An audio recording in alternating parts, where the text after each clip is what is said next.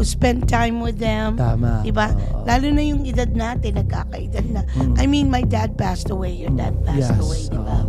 Yeah. Wow. I appreciate all the help that you have done to us. I just want to be just like you. And this thing talaga, I've never thought that. Wala akong masasabi. Tsaka iba ang pagpapalaki pag babae. Yeah. Diba? Yung mga babae normally parang mas gusto na yung daddy. Daddy's girl lang nga lagi, diba? Oo nga, correct.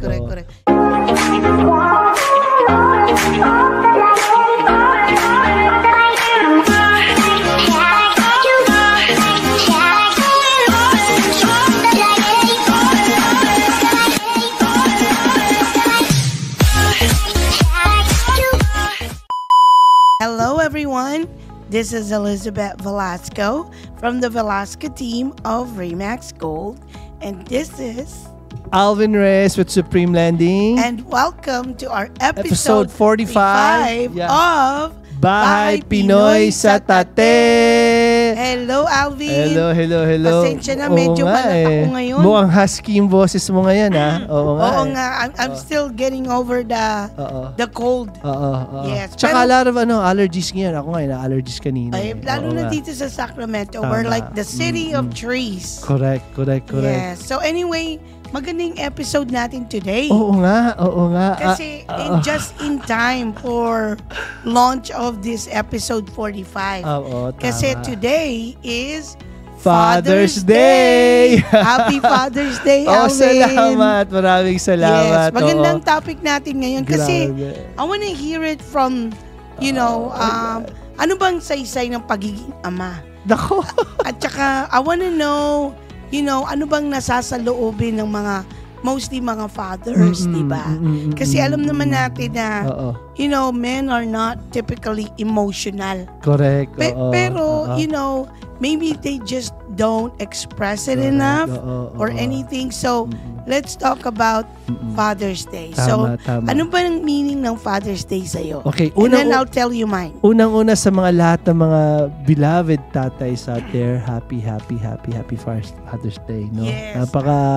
Kumbaga ba, may importante rin tong araw na to dahil at the end of the day, for me, Father's Day, okay, kasi alam naman natin pagka Father's Day, parang hindi ka tulad ng Mother's Day. Pag Mother's Day, talagang everyone is talagang, alam mo yun, very well celebrated. Well celebrated. Hindi, tsaka big deal talaga. Big deal ang Mother's Day. Ang Father's Day parang Chill lang. Tapos ang tatay parang, okay, whatever you guys want to do. Ang Mother's Day, talagang nag-ano sila, saan ba tayo lalabas? Talagang pinaghahandaan. Saan ba tayo kakain? Mom's let's go. Correct. Pag Father's Day, parang, okay, Dad, what do you want? Okay, parang, it's not a big deal. Pero for me, Father's Day kasi, like I said, ang isang tatay na katulad ko, feel ko to walang filter to. Oo nga, of course, yes. Parang feel ko parang underappreciated kami lagi. Seriously? Teka muna. Bakit? Teka muna. Okay, so kailangan i-express ng mga anak o ng asawa yung how we appreciate ang mga ama o father. Hindi naman lahat I'm sure yung iba, pero ibig sabihin parang feel ko most. Parang tulad ako pagka Father's Day, hi Dad, Happy Father's Day. Ganun lang, okay. Dad, pag mother, Mom, Happy Father's Day, Mother's Day, Mom. May ganun pa. Di ba may bulaklak pa. May kung ano-ano. Kami may parang regalo pa. Regalo. Parang feel ko lang we're underappreciated. Pero alam ko naman mahal din kami, importante. Pero parang siguro just because we're a man, di ba? Parang we don't... Hindi. I think our society has always been, anong tawag dito? Father's Day is, yes, it's one of the occasion, pero we don't really make a big deal out of it. Parang di big deal nga, diba? Ang isang pero tata. I think, once a year, na yun ang araw ng mga ama, I think it will be a good idea na maging extra tayo. Maging extra ang mga anak in expressing their appreciation, di ba? Kasi yung mga anak, Dad, may sira yung kotse. Dad, I'm here at whatever street broke down. Sira yung gulong ko. Ganun. We're always there to the rescue, di ba? Kaya nga kayo superhero ng pamilya. Pero guys, like what I said, this is what Dad's done. Kami yung, kumbaga ba, kami yung go-to guy person lagi, di ba? And we just keep it quiet. We just, we don't need any Alam mo, I think, you know what, speaking of that, kapag may mga problema yung anak, I think they tend to go to the father. You know why? Kasi ang father, analytical sila at saka methodological sila. Hindi kami masyado emotional. Hindi, parang, they don't make halimbawa may problema, di ba? Kaming mga nanay, oh my God, ano nangyari? Di ba? Kayo kalma lang, and then what's the problem? Then you tackle the problem. Parang ganun lang, di ba? Parang ganun lang. Like you focus on solving the problem. You don't put a drama into it. Di ba? Bakit nga ba ganun ng mga mothers lang? Dad, Mom, look at Mom, doesn't want me to go. I don't know why. Gumagano yung mga anak ko. Ako, no, it's okay. Just, I'll take care of it. Ganun lang ako. Okay. So like, no big deal. But why is that? I don't know, because we're manhood, hindi kami masyado emotional. Okay. Hindi kami masyado, wala kaming ganong drama. Di ba? Kasi kami na, maraming drama, mga di ba? Parang ganun, I mean, I'm just saying, we're just straightforward, di ba? Okay. Parang kasi lang. napapansin ko rin yan kasi I have 2 boys, di ba? Yeah. So, tuwing may problema, unang tatawagan mo nila tatay nila. Tapos siyempre maririnig ko, what's happening? I heard you. What is he saying? So minsan, para bang, I think with Charlie, he takes care of the problem and then that's it. Yeah. You know what I mean? Straightforward lang kami. Hindi na palalakihin. Parang shopping lang yan Pag ang babae nag-shopping, nakasus! Lahat ng Pero ang lalaki, kung ano yung kailangan, yun lang, tapos na. Oo nga. Diba? Kasi kami itatry pa namin. We don't wanna mess around. Parang ganun. Pupunta pa kami sa isang store, titingnan pa namin kung mas mura. Kami let's go get what we want and get out. Parang ganun kami. Easy in, easy out. Parang ganun lang. Pero ganun din kasi kami talaga pagkatulad yan. Mga, Dad, I wanna do this, but... And then I would say to my son, sabihin ko, tanong mo yung mami mo. Ayoko, Dad. Ayoko kasi, mas...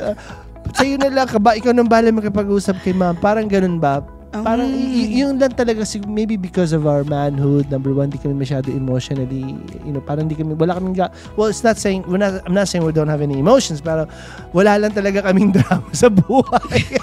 Okay. Maiba naman tayo. Ikaw naman, yung father mo, boy pa ba si father? Wala na po. Okay. So tell me like some recollection or like best memories mo nung nabubuhay? Wala pa kadami. Unang-una, nung nahuli ako nag-yosi. Oh, yeah. Mga problema. Alam mo yun. Pangalawa, basta pagka natatandaan ko, ito talaga, walang biro. Nung bata kasi ako, medyo Pasaway. Pasaway ako. Bakit ka nga ba pasaway? Wala, syempre. Ewan ko. Parang ganun lang si Alvin. Is it because it's fun to try things or what? Hindi naman. Siguro just ewan ko, hindi naman sa pasaway. Hindi man ako pasaway. Or is it because it's fun, like, doing it? Well, it could be fun, but it could be also not good. Diba? Okay, as a teenager kasi nung bata ako, talagang dito na sa Amerika, sa Pilipinas? Amerika. Okay. Medyo, so nung bata ka, medyo I was in the wrong crowd, mga bad teen, medyo... yung mga barkada mo, na barkada. Minsan gano'n naman talaga, minsan influence lang talaga sa mga barkada, right? Ang hindi ko and maybe is it because you're trying to fit in or what? Something like that. Tsaka everybody's kind of like having fun as a teenager, tapos medyo bad sila ng konti, di ba? I mean, I grew up in San Francisco. I'm not saying... Oh, yeah. Yeah, medyo, we're mixed with a lot of stuff there. Oo nga. Anyway, yung pinaka-memorable talaga, hindi ko makakalimutan lagi ito sa dad ko is that, alam ko, nung parati ako na in trouble, parati siyang maano sa akin, ang sumasalo. I mean, so pag na-in trouble ka yung tatay mo, ano ba, pinapalo ka ba? Actually, hindi. Or inaano ka ba? Paano ka dinidisiplina? Hindi, na lang talaga ako. Unang-una nung dinisiplina lang niya ako nung kunyari, nung pinikap niya ako sa juvenile, sa kulungan. Holy shoot! Kasi... Are you that bad? Hindi naman. Medyo nasama nga lang sa nung sa school. Anong ginawa niyo? Nakapagsuntukan ka? Tapos yung isang kaibigan ko, may knife siya. Parang, dinala kami sa juvenile. Oh my goodness. So ano nangyari? So dinala ako, ginawa ko, syempre, pinagalitan ako. Pero, buti wala kang anak na nagmana sa'yo. Wala naman. Kasi wrong crowd lang talaga. Wrong place at wrong... wrong place at the wrong time lang ako talaga. Oo, tapos? Ngayon, yung gusto ko, yung hindi ko makakalimutan sa dad ko kasi pagka pinagalitan ako ng one time, tapos na. So, hindi na naulit. Pero nagtanda ka. Oo, nagtanda ako. Pero pag si mamang nagpagalit sa akin, naku po, sus Maria, buong araw yan. Walang katapusan. Diba? Parang ganun. Paulit-ulitin, di ba? Tsaka syempre, hindi ko makakalimutan sa tatay ko. Siya ang unang nagturo sa akin mag-drive. Okay. Siya ang unang nagturo sa akin mag-ayos ng brake, mag-change ng oil.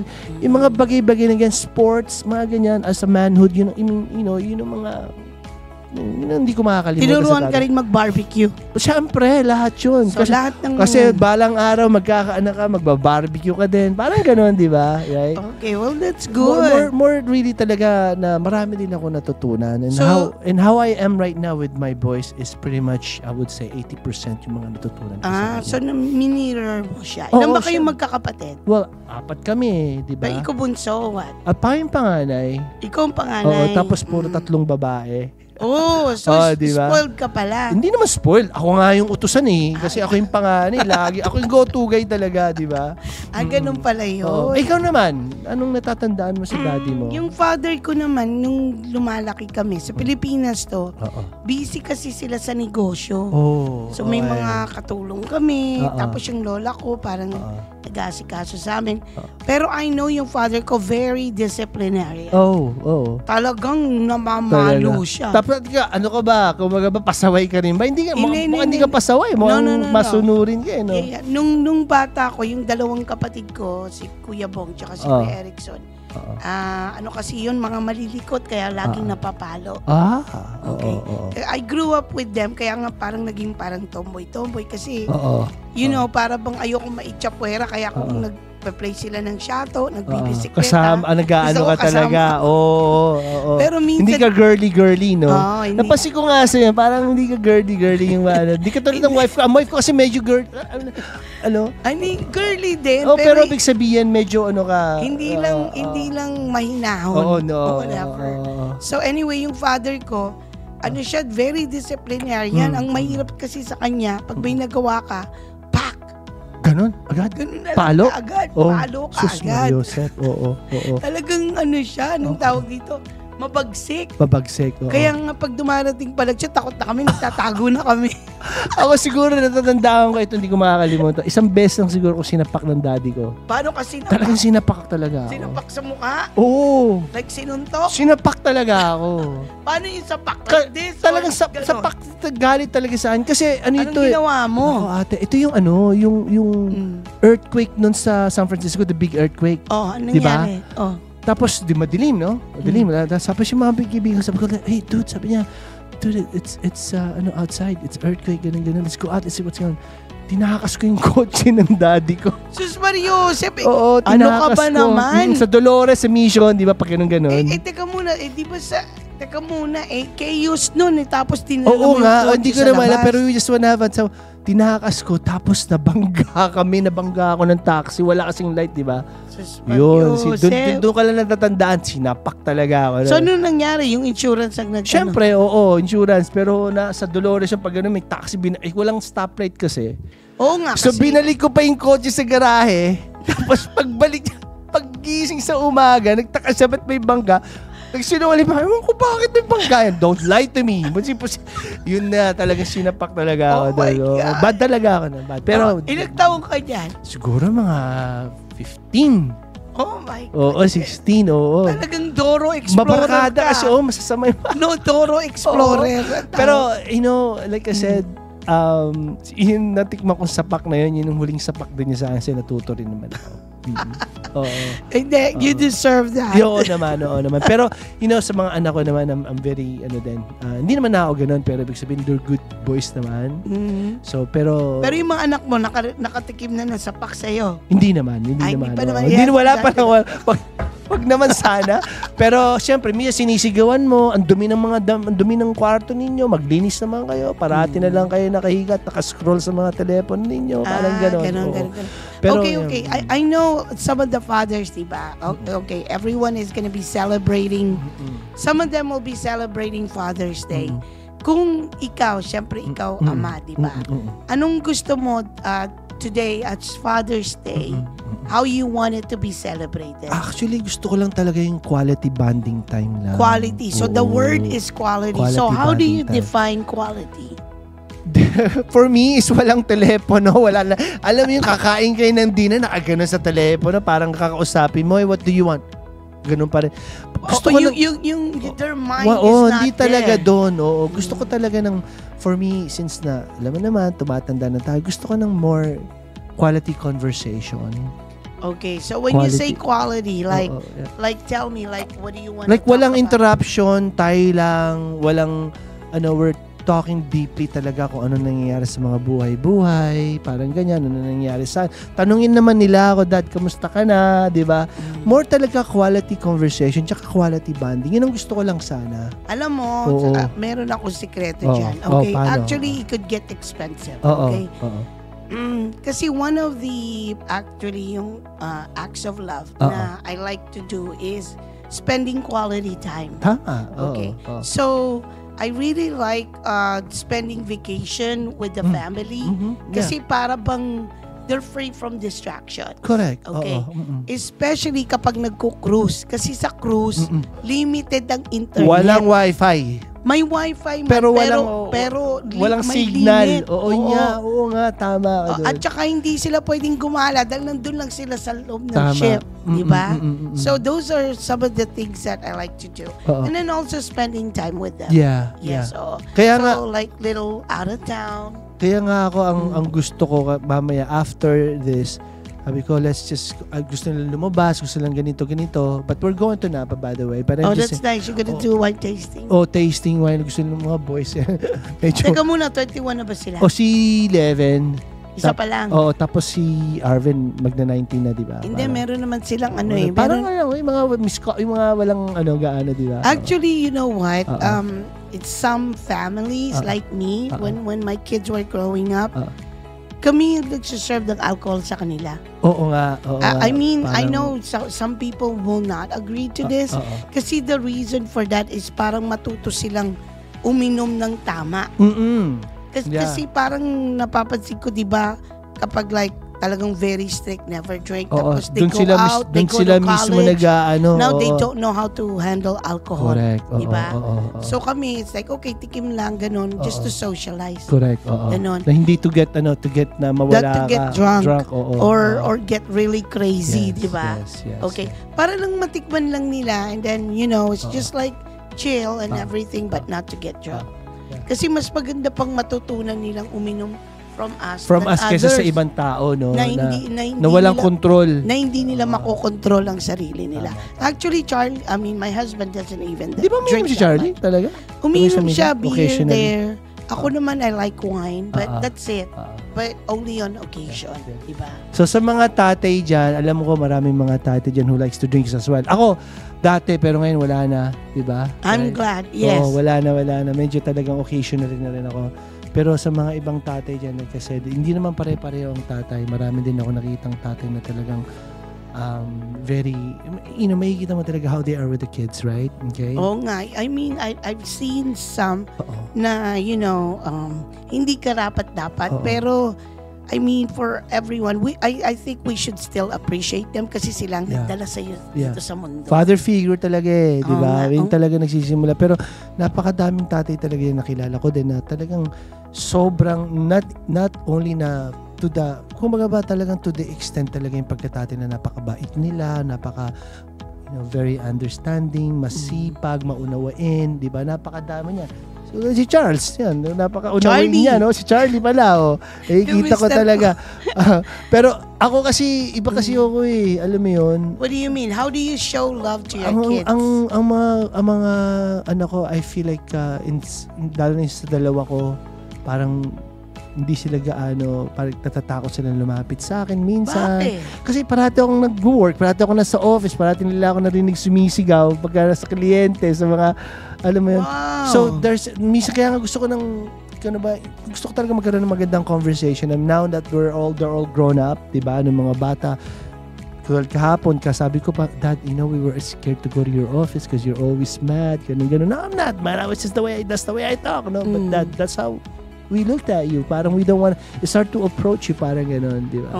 Hindi, I mean, kasi napaka-demanding at saka our job is really toll on us, di ba? Parang minsan dala pa natin hanggang sa bahay. Kaya nga minsan parang by raising our voice or para bang minsan nga I feel like excuse me, yung significant other natin parang nagiging punching bag. Totoo yan. Di ba? Totoo yan. Kasi that's how we show frustration. Kaya nga kapag hindi sila ganun ka-understanding, then it's gonna be a problem. Mahirap, Pero like I said, today is the day for all the fathers out there, right? Yes. Enjoy the day. Enjoy the day. And then, of course, don't forget to maybe, talk to your dad, pick up the phone, spend time with them. Tama. Diba? Lalo na yung edad natin, nagkakaedad na. I mean, my dad passed away. Your dad passed away, diba? Yeah. Pero, I mean, yung si tata, my adopted father, definitely Happy Father's Day, tata. Happy Father's Day. So, it's still not too late to spend time with, kung sino man yung kahit hindi nyo tunay na tatay na parang tumatayo or father figure sa inyo. And then also some, like single mom. Yeah, na walang tatay. Yeah, na silang tumatayo na tatay single at parents, nanay. Single diba? parents. Oo, yan. Oo. Diba? I mean, kudos to them because that's a double job. Tama. That they need to carry, diba? Yeah. Well, this is going to be a special for me as well kasi nga pag Father's Day talaga isa rin ang isang taong na naaalala ko lagi si Junior yung anak ko. No, okay, yeah, because the one that passed away. The one who passed away kasi anniversary na next week, di ba? 23. And ito yung bago siya mag-pass away. And none of my kids done this. Lumapit sa office ko yan. Tapos nagbigay sa akin ng Father's Day card. Wow! Tapos may $100. Ito, alas 6. $100? Alas 6 ng umaga. And no one does this. Before, hi Dad, happy Father's Day. We gotta go to the gym. Parang gano'n lang sila. So, all these years, he never give you a card? Yung pinakahuling araw na yon. Tapos, binigyan ka niya ng father, at saka $100? $100. Tapos, saan niya nakuha yung $100? Kasi nagtatrabaho siya sa Cold Stone eh.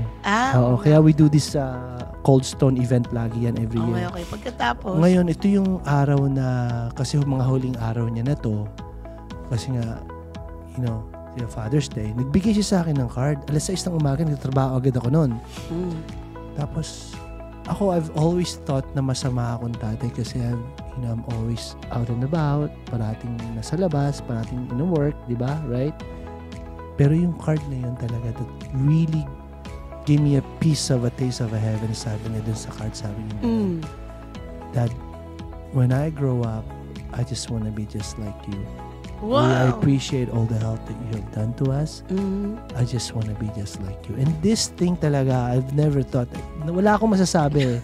Kasi, alam mo yun, parang I felt the peace of heaven that time. And then may $100, $300. Sabi niya, just spend it to whatever you want. First time ever. Wow. First time ever. 19 years old na to, siya, no?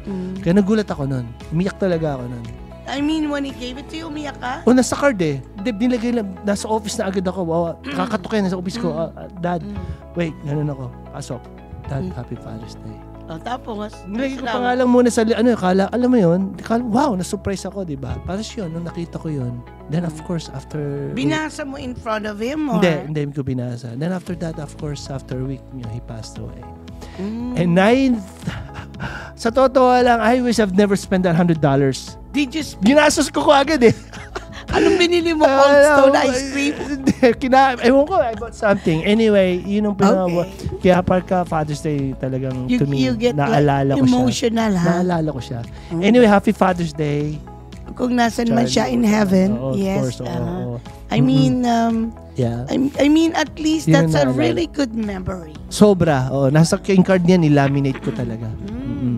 I mean, I will be really touched if I get something like lalo na kung alam mo parang feel mo hindi ka mabait na tatay. Alam mo kasi paano ako lagi.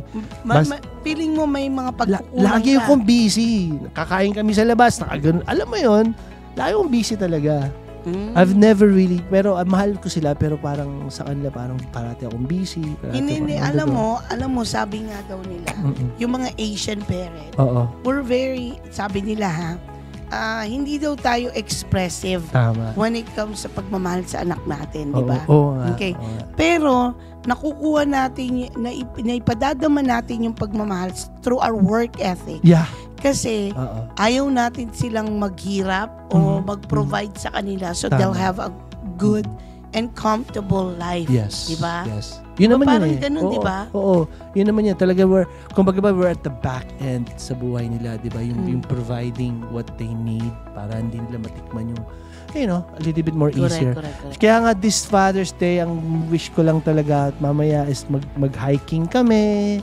Walang telepono, usap-usap lang. Yes, more talagang conversation na walang interruption, walang TV, walang telepono. So I hope, boys, thank you and I will see you later and sana mangyari. Yes, oo.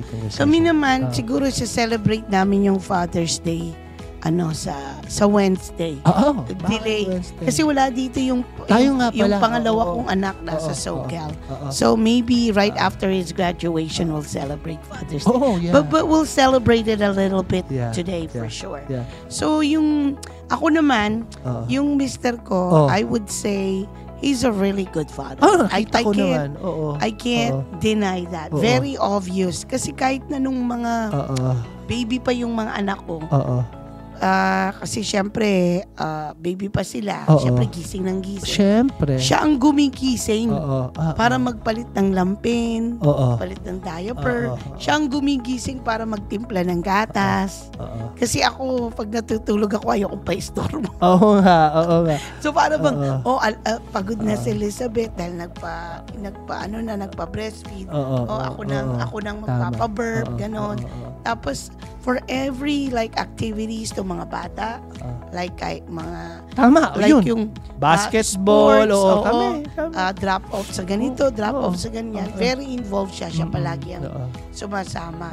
And then and I'm very grateful kasi talagang hindi siya kasing katulad ng tatay ko na mahigpit, nananakit or anything like that. Siya baliktad. Talaga? Ayaw niyang nananakit, nagpapalo. Tama. Papaluin yung mga anak ko.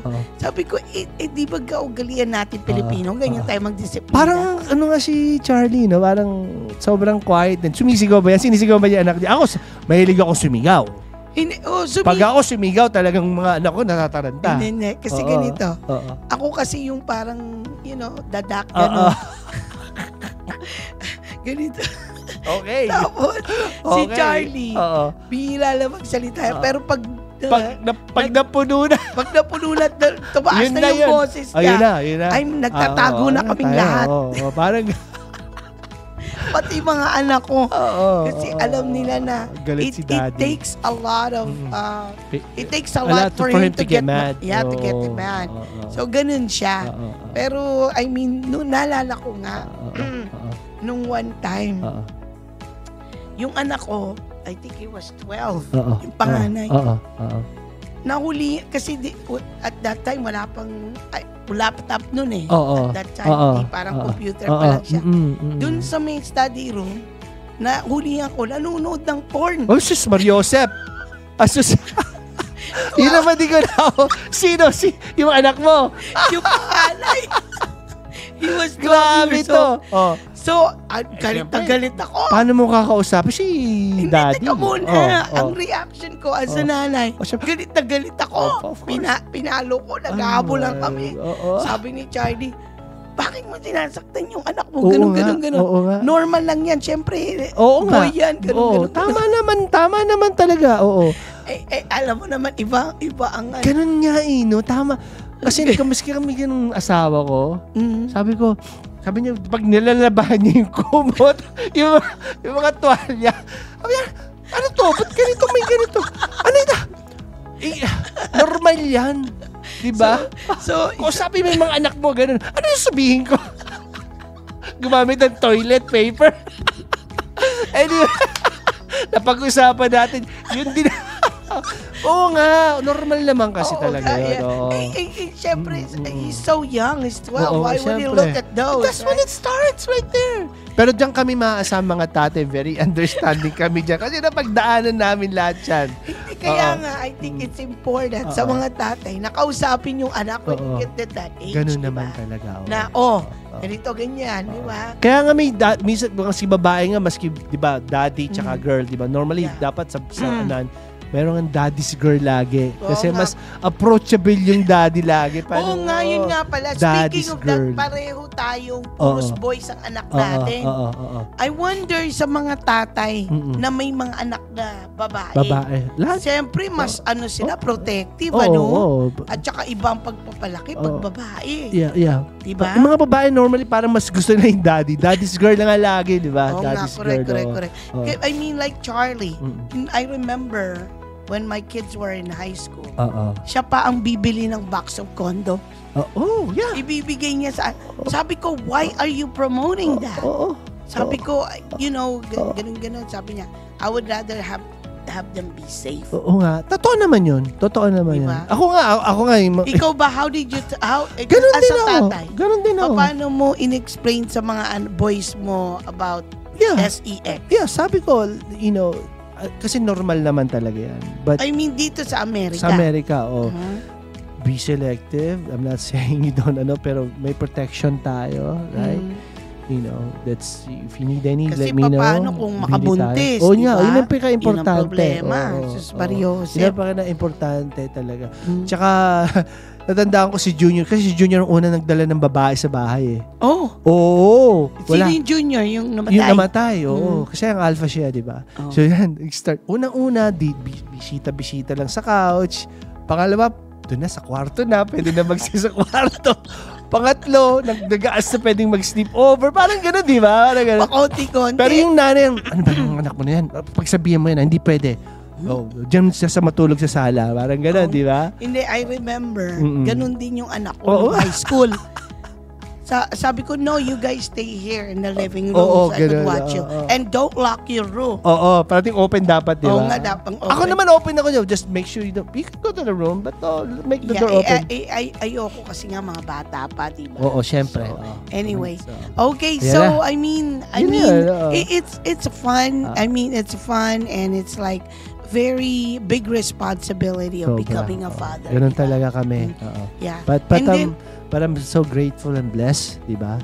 Maski pa paano, like I said, marami rin nagkikita sa akin ng happy birthdays. Mga anak ko, they're actually making time, di ba? Yes, gusto ko yun. And for all the fathers out there, Charlie, Happy Father's Day. Happy Father's Day, It's gonna be a great day. Mahal, Happy Father's Day. And to all the fathers out there, yes. Happy Father's Day to you. And we appreciate you. I mean, maybe they appreciate you quietly. Yeah. You know what I mean? Or hindi man nila ine-express. I'm sure deep down in their hearts they appreciate. Kami naman konti lang. It only takes few to make us happy We don't what? ask Give for... me example. Yun nga. Just dinner na walang cellphone. Parang gano'n. Sa akin okay na yun. Kausapin lang heart to heart. Gusto ko lang mag-usap. Tell me about what you're thinking. Yeah, time Tell lang. me about your dream. Yeah, mga ganun lang. More conversation, kumbaga ba, more walang interruption. Yes, very quality bonding tsaka talking. I love that. I mean, pag tumatanda tayo, ilang kailangan natin. Wala nung materials kasi para bang yung anak natin, they don't really spend as much time as when they were young. Yun ang gusto ko lang. And that's what we want. Quality time. From our children. Happy Father's Day to all the fathers out there. And thank you for tuning in for At Our Bahay Pinoy sa Tate. Happy Father's Day, everyone.